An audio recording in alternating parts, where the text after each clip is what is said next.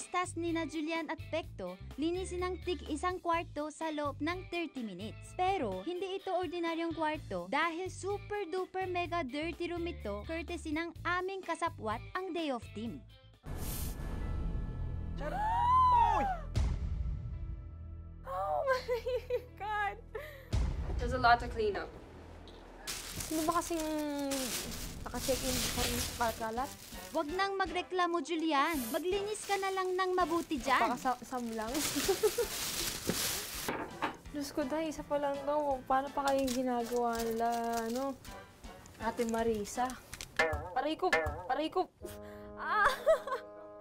Careful kasi, Julian. Accident prone ka pa naman. Pakakalat. Oh my God. Oh my God! Grabe naman tong kwarto na to. Okay. Like this?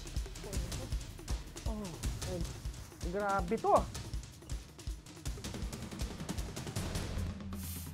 After naming matanggal ang mga kalat, beds and linens naman ang next. Okay, Julie, so please, the Where? pillow over here. Okay. Good. Okay. Okay, the next step is take out this duvet, the cover. Yes. Okay. Ang bigat pala. Ah, so heavy.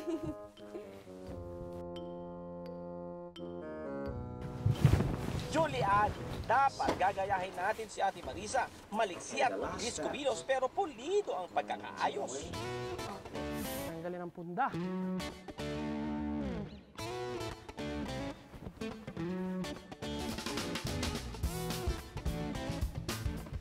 Now, Okay.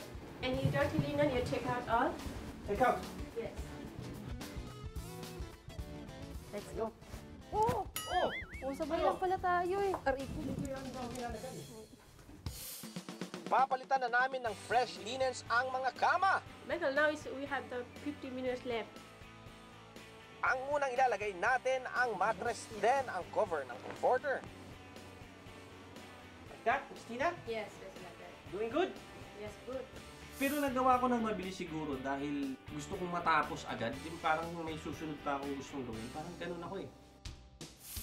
Tama ka dyan, Kuya Pekto. Ibang level din pala ang trabahong ito. Han, dapat kung lalagay din ng pillowcase, tinulupin muna. Vertically yung unan. Mas madali. Ganun! Diyos ko, nakakailang minutes na kaya ako. Ilang minutes na lang kaya, ano?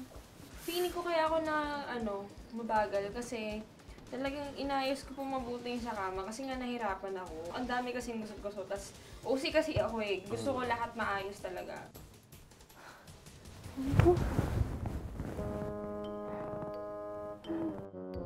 Uy, Julian, bawal yan. Dapat ang guest ang unang hihiga dyan, not you. Kapagod eh. Stand up! Kaya ka tumatagal eh. Sa kanya makakatulong kong ibon. Tapos kakanta sila, lalari, larara, turutu. Feeling Cinderella ka, Julian? Huwag kang masyadong ma-pressure. Dusting pa lang ako. Alikabok.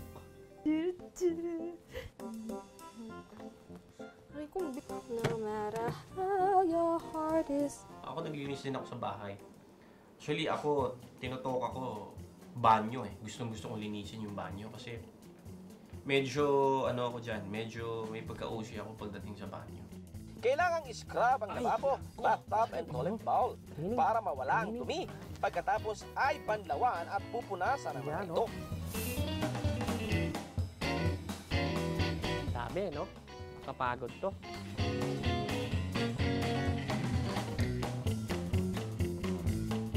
Of course, we'll put it here. Wala, narinig ko na si Kuya Pekto, nagbabacuum na siya. Samantalang ako, kaama pa lang. Nasaan na ba yung mga kaibigan kong daga?